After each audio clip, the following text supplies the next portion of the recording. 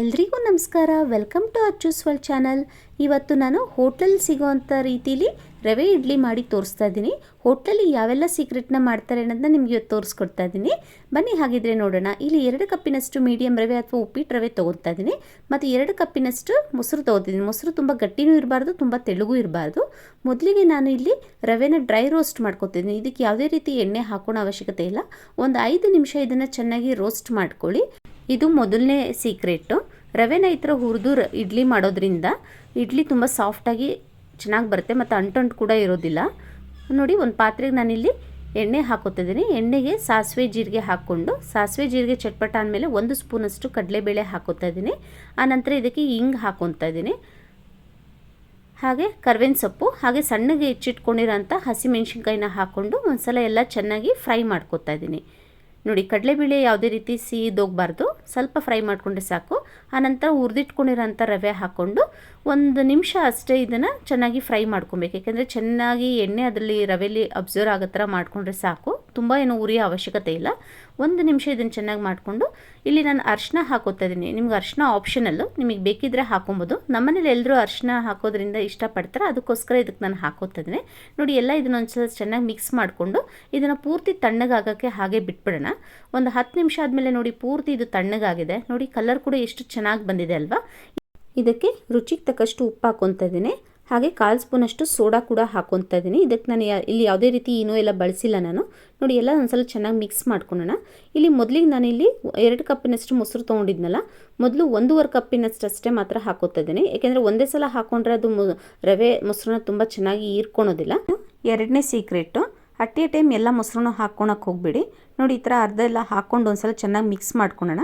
ಈ ಥರ ಎಲ್ಲ ಚೆನ್ನಾಗಿ ಮಿಕ್ಸ್ ಮಾಡಿಕೊಂಡು ಒಂದು 5 ನಿಮಿಷ ಇದನ್ನು ಹಾಗೆ ಒಂದು ಪ್ಲೇಟ್ ಮುಚ್ಚಿಬಿಟ್ಟು ಹಾಗೆ ಎತ್ತಿಟ್ಬಿಡೋಣ.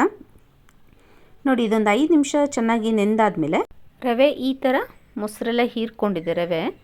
ನೋಡಿ, ಈ ಹದದಲ್ಲಿ ಕೂಡ ಇದೆ. ಈಗ ಮತ್ತೆ ಇನ್ನೊಂದು ಸ್ವಲ್ಪ ಇದಕ್ಕೆ ಮೊಸರು ಹಾಕ್ಕೊಂಡು ಕೊತ್ತಂಬರಿ ಸೊಪ್ಪು ಕೂಡ ಹಾಕ್ಕೊತಾ ಇದ್ದೀನಿ.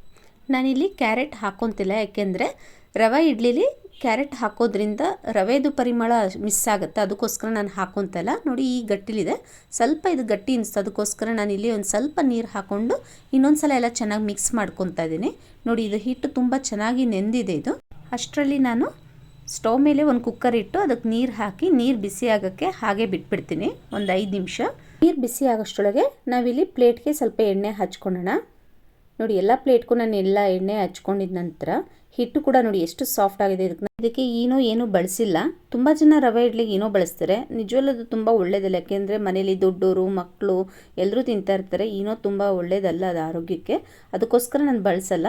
ನೋಡಿ, ಒಂದು ಸ್ವಲ್ಪ ಗೋಡಂಬಿ ನಾನೆಲ್ಲ ಇಟ್ಕೊಂಡು ಪ್ಲೇಟಿಗೆಲ್ಲ ಇಡ್ಲಿ ಹಿಟ್ಟು ಹಾಕ್ಕೊತಿದ್ದೀನಿ. ನೋಡಿ, ಈ ಹದದಲ್ಲಿ ಇದೆಯಲ್ಲ, ಇಷ್ಟಿದ್ರೆ ಸಾಕು. ತುಂಬ ತೆಳ್ಳಗೂ ಇಲ್ಲ, ತುಂಬ ಗಟ್ಟಿಗೂ ಇಲ್ಲ. ಇದನ್ನು ಹಾಗೆ ಎಲ್ಲ ಒಂದು ಸಲ ಚೆನ್ನಾಗಿ ಸ್ಪ್ರೆಡ್ ಮಾಡ್ಕೊಳ್ಳೋಣ. ನೋಡಿ, ಕಲರ್ಫುಲ್ಲಾಗಿ ತುಂಬ ಚೆನ್ನಾಗಿ ಕಾಣ್ತಾ ಇದೆ. ಎಷ್ಟು ಈಸಿಯಾಗಿ ಮಾಡ್ಕೊಬೋದಲ್ವ ನಾವು ಕೂಡ. ನೋಡಿ, ಎಲ್ಲ ಪ್ಲೇಟ್ಗೂ ನಾನು ಹಾಕ್ಕೊಂಡಿದ್ದ ನಂತರ ನೀರು ಕೂಡ ಬಿಸಿಯಾಗಿದೆ. ನೋಡಿ, ಎಲ್ಲ ಪ್ಲೇಟ್ಸ್ನು ಇಡ್ತಾ ಇದ್ದೀನಿ. ಇದನ್ನ ನಾನು ಸುಮಾರು ಒಂದು 15 ನಿಮಿಷ ಮೀಡಿಯಮ್ ಫ್ಲೇಮಲ್ಲಿ ಇದನ್ನು ಚೆನ್ನಾಗಿ ಬೇಯಿಸ್ಕೊತೀನಿ.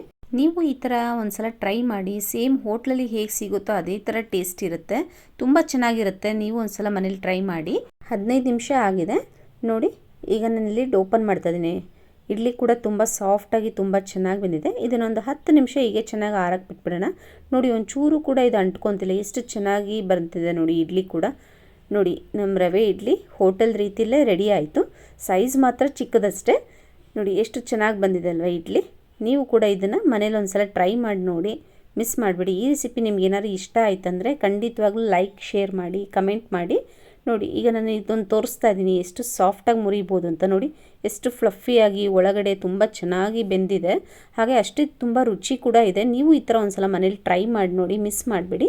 ಈ ರೆಸಿಪಿ ನಿಮ್ಗೆ ಏನಾದ್ರು ಇಷ್ಟ ಆಯ್ತಂದರೆ ಲೈಕ್ ಮಾಡಿ, ಶೇರ್ ಮಾಡಿ. ಹಾಗೆ ತಪ್ಪದಿರೋ ನನ್ನ ಚಾನಲ್ನ ಸಬ್ಸ್ಕ್ರೈಬ್ ಮಾಡಿ. Thank you very much.